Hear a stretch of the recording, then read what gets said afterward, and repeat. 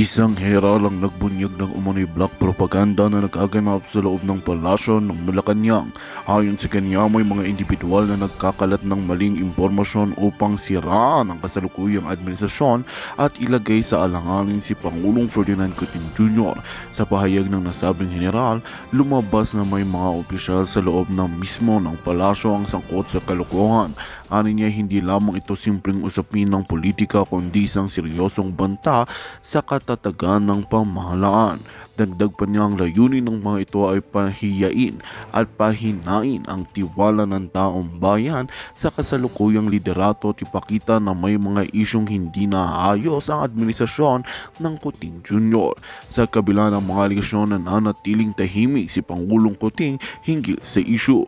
Ayon sa kaniyang mga tagapagsalita, patuloy na tinitiyak ng administrasyon na ang lahat ng hakbang ay naayon sa batas at para sa kapakanan ng sambayanan. Patuloy nilang hihimukin ng publiko na maging mapanuri at huwag agad maniwala sa mga balitang walang sapat na basihan. At yan nga ang balitang ating pagkakatutukan. Ngunit bago ang lahat, siguraduhin mag-subscribe at i-hit ang notification bell para sa patuloy na pagtutok sa mga sulyap ng bagong balita sa tunay na boses ng masa.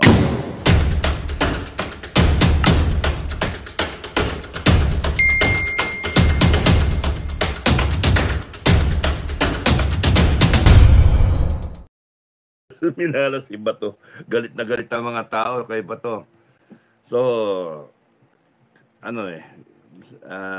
better luck next time, no? Bawi ka na lang. Bawi ka na lang, Bato. Tobats.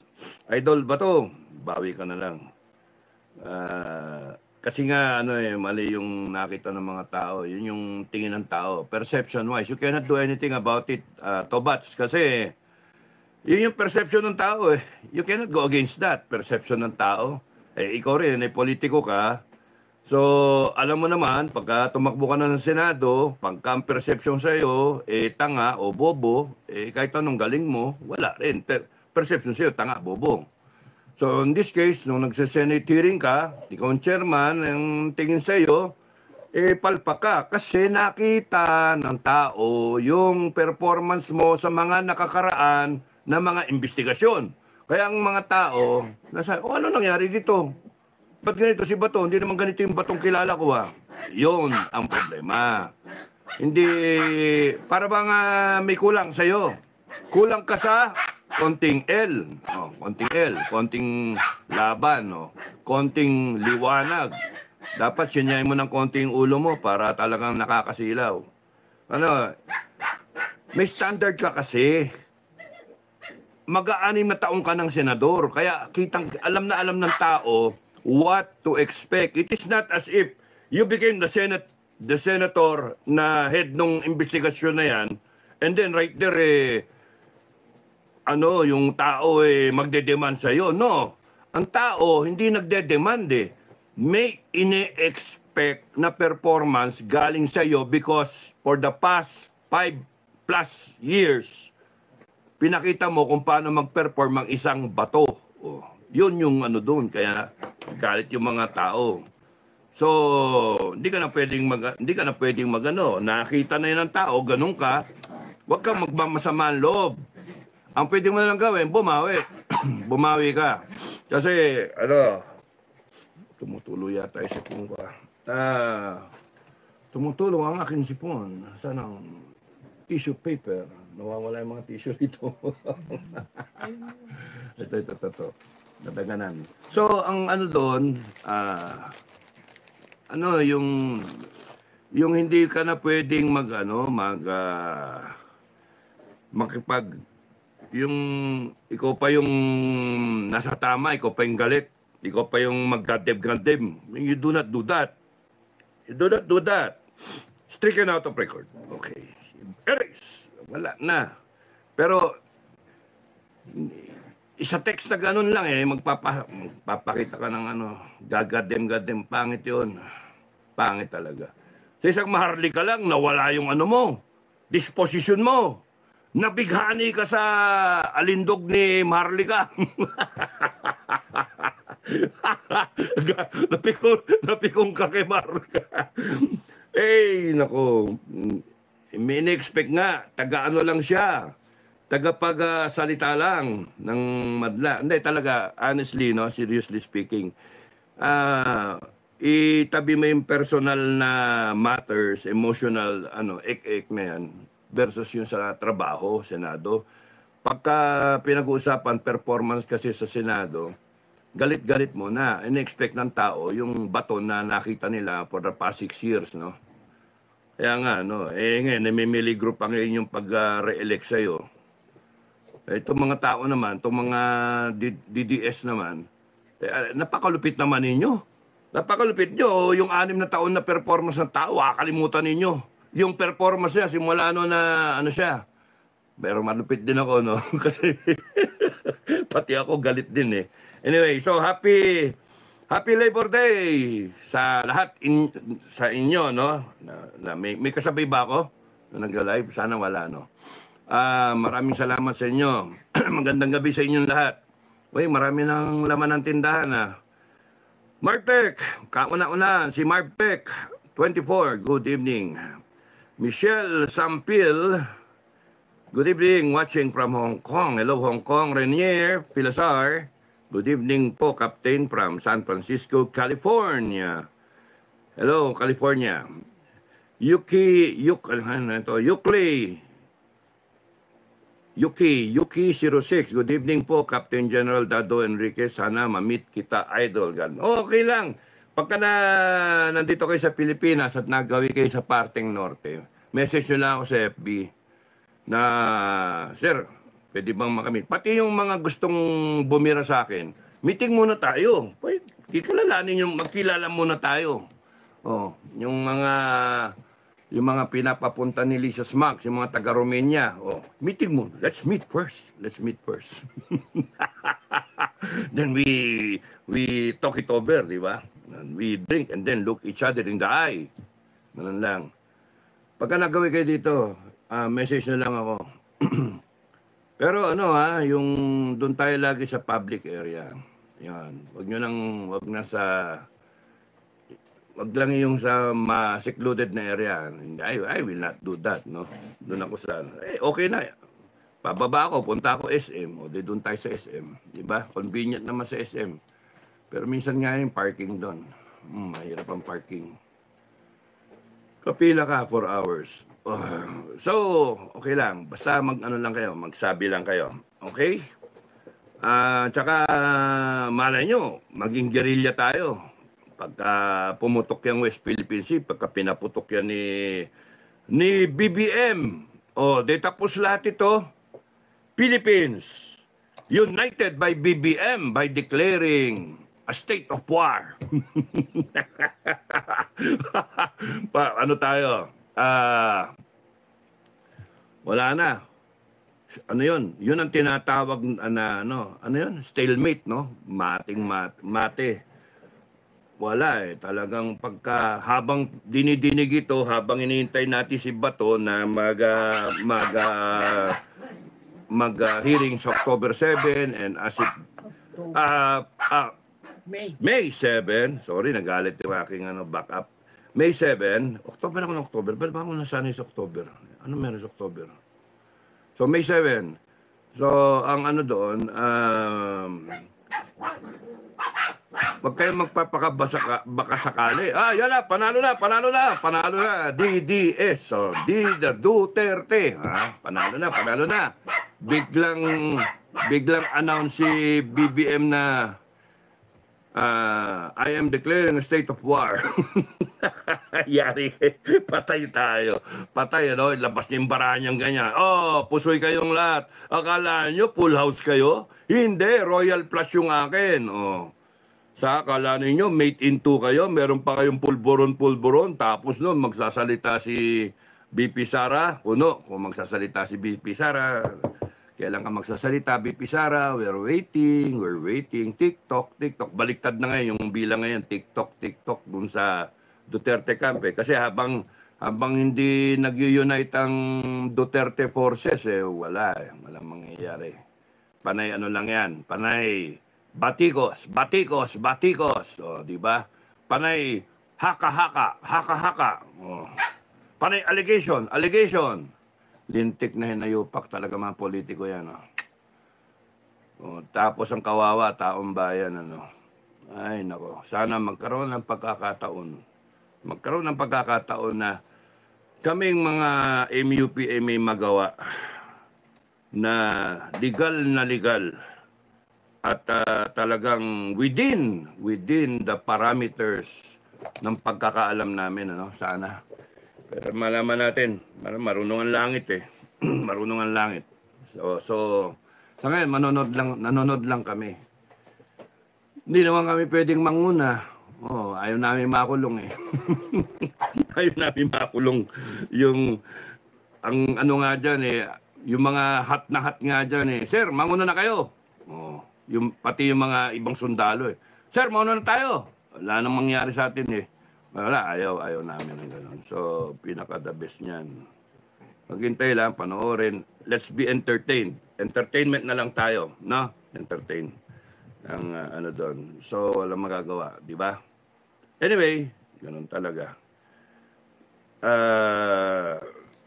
Walang mangyayari sa atin. Tapos doon, dito naman tayo sa kabila. Sabi ni JL, Captain Dado, good evening from Quezon City. Siguro ang solusyon na lang talaga ay junta. Ikaw may sabi niya, hindi ako. Itigil muna ang government institution on justice. Bakit naman? Kasi na-contaminate na ng corruption. Pagka tinigil yung justice, papasok ng ICC. Maganda nga, meron tayong justice system eh. Execute muna ang mga corrupt officials, then saka na lang implement ang batas. Hindi, depende yan kung ano yung gusto ng ating armed forces. Ano? Tsaka kayong mga taong bayan kung ano yung gusto ninyo. Option 6 sana nga eh. Double thumbs up, sabi ni June Zab. Tapos noon, user Victor India 8, Mike November. Sir, how sure naman ang drugs na in-intercept sa checkpoint ay lahat drugs? Correct. Hindi ako maniniwala. Don't tell me bobo ang mga drug lords ngayon. Correct. Ganon na lang, 13 billion o kahit 9 billion na lang kamo, i-sacrifice ba yan? Not if and only if 9 billion is a fraction only. O kunyari, 10% lang yun ng total shipment na pinakawala nila. So everybody's eyes nakafocus dun sa checkpoint na yon, dun sa shipment na yon, and then may ibang lumalabas sa ibang parte. Hindi natin alam eh. Pero yung sinasabi nila na intelligence-driven, kalokohan yan. Dapat tingnan mabuti ito ni Bato sa kanyang investigation. Sigurado magulat kayo. Ano nga eh. Nakakainis, diba? Inunahan niya ni DILG. Inunahan na niya eh. Nag-briefing na siya doon. Nakakainis nga eh. Tsaka ba't gano'n magsalita si DILG? Parang yung aping-api. Yung malumanay, aping-api, pero manasang loob yung kulo. Batong-bato, mainit naman, tamaan, panit. Sabi ni Edna Cabaral. Uy, Edna! Shout out, Edna Cabaral. Long time no hear, no? Kamusta na? Busy si Edna. Maraming salamat, nandiyan ka pa. Cool ka lang, sir, sabi ni Edna. Oo, cool na cool nga eh. Parang bangag po si BP Sara. Bakit naman? Anong nakita niya sa bangag na presidente? Kung ganyan ang attitude ni BP Sara, ambot. Sabi ni Toong, XB7, OV. Bangag tayong lahat. Buong Pilipinas. Ano nga kaya? Bangag na tayong lahat, ano? Okay. Momin, BBM drug test. Yun ang pinaka-dapat gawin. But do you think BBM will submit to a drug test? And honest to goodness, ilang buwan na, January 29, nung yata yun, nang inano ni Duterte, ni Digong na mag-submit sa drug test, pero wala naman eh. Ayaw naman, niiwasan eh. So, ngayon pa, hindi natin siguro hindi siguro magpapadrug test yan. Okay. So, nanood ako, nanonood ako. Good evening, Captain Dado. Enjoy ako sa iyong vlog. Maraming salamat, Lydia Simbit. Maraming salamat. Mr. 1302-1980. Pagtanggal stress talaga ang mga dogs. Oh, sama. Oh, talaga. Yung bugi-bugi. Nasaan na si, ano, you, nasaan si Macy? Macy! Macy! Wala dito. Macy! Macy! Ito na yung tuta. Ito na yung tuta. 3 months na. Lana, bugalgal na yung buk. Bugalgal. Bugalgal na yung buk. Si Jabba. Ito na. 3 months. 3 months old. Aray. 3 months old na. Cute, no? Cute. Babae. Iniwan ko yung mga babae. Iniwan ko yung mga babae. Yan. So, Ivory. Yun si Ivory. Tinatana lang kita. Papakita lang kita. Tinatanong ka kasi. Tinatanong kasi kayo. Sungit. Yan. Si Ivory. Ito yung Inday. Ito si Jabba. Sige, away kayo.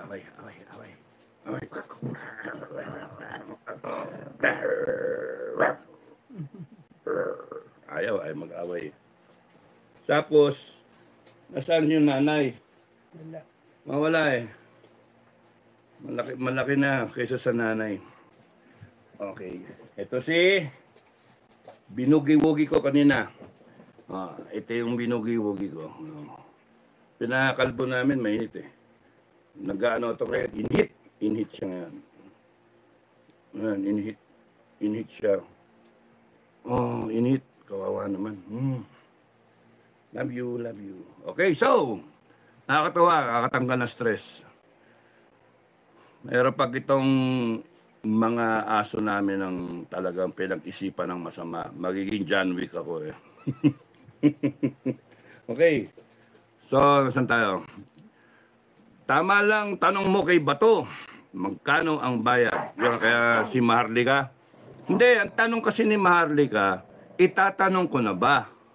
Magtatanong na ba ako? So, parang nag-aano lang si Maharlika. Hindi naman diretsyon tinanong eh. Magtatanong na ba ako kung magkano ang binayad ni Lisa? Hindi dapat nag-react si normal tao lang, nag-react. Ang dapat doon, tinawanan na lang yun.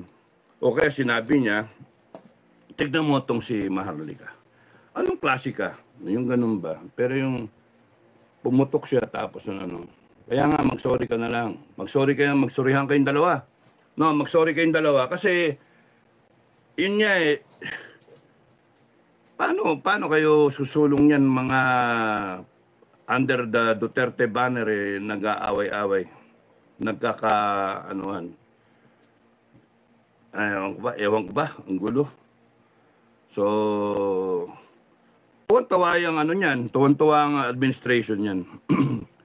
Tuwan-tuwa. The more na makita na nagkakabanggaan, pati mga vlogger, pati mga people around Digong, the Dutertes, iba-iba, kunyari yung pananaw. Isang tugtog, isang kumpas. Ganun lang dapat. Ayaw kong makialam sa inyo. Baka mamaya ako pamalasin eh. Ayaw kong makialam. Basta ako, nag-advise lang ako the way I see it, no? Okay. Yung advice. Yeah. Okay ang nagkakaroon ng Senate hearing. Ano yung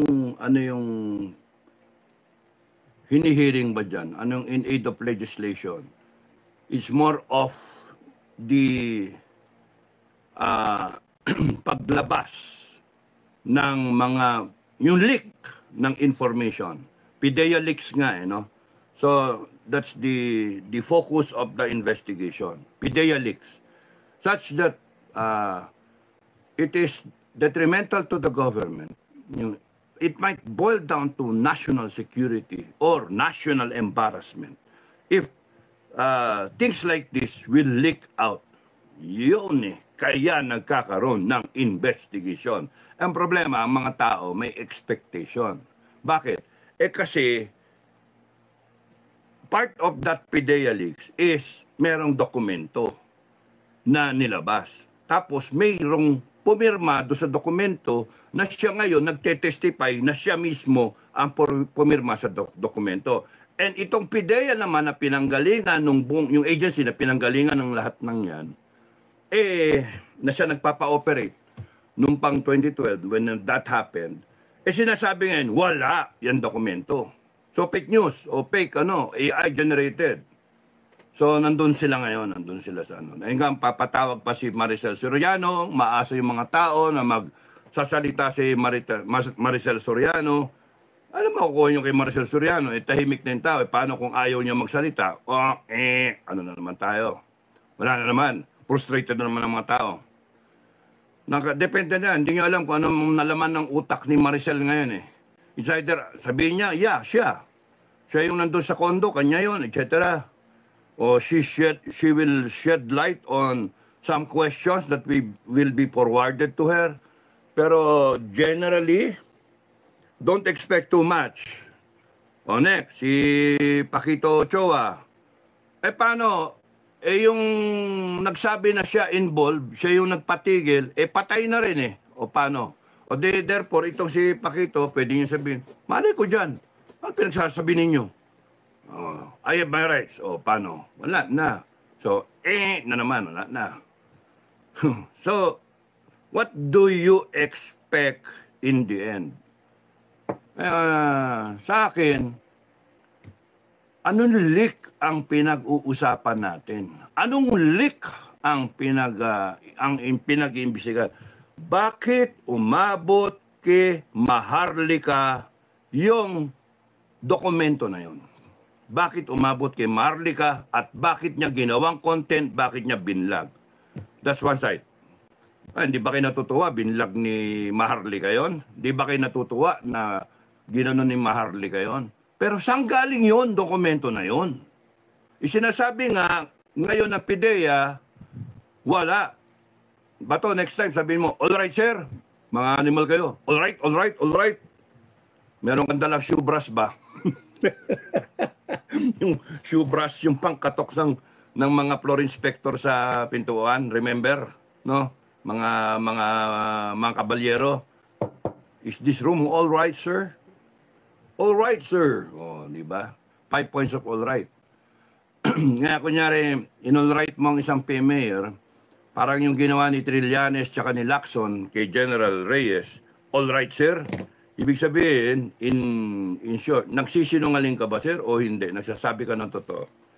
So, kahit gawin mo yun sa mga taga-PIDEA na mga mayor, ano makukuha natin? Again, go back do sa basic. Bakit nagkaroon ng PIDEA leaks? Because we cannot afford na yung mga agencies natin na may mga label na restricted. Restricted, okay lang Ang mga taga-agency lang ang makakabasa. Yung mga yung plantilla lang, restricted. Still within the organization. Confidential, for your eyes only, yung dapat lang makakita. Secret, lalo na. Tayo lang nakakalam. Top secret, talagang high level ang nakakalam.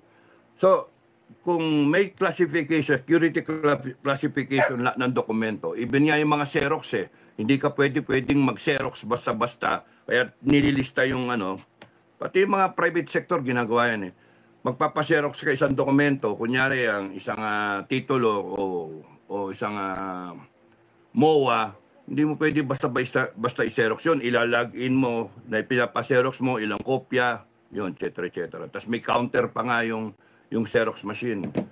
So, bakit? Bakit kinakailangan may pitch information? So that no one will have an easy access doon sa information. So, yun yung ngayon, ano nangyari ngayon kay dito sa atin?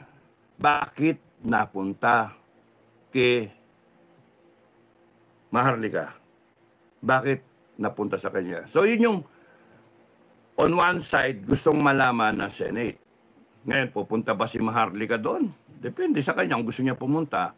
Pero mapipiga nyo ba si Maharlika? Kung sinabi ni Maharlika, I cannot divulge kung yung source ko. O paano na?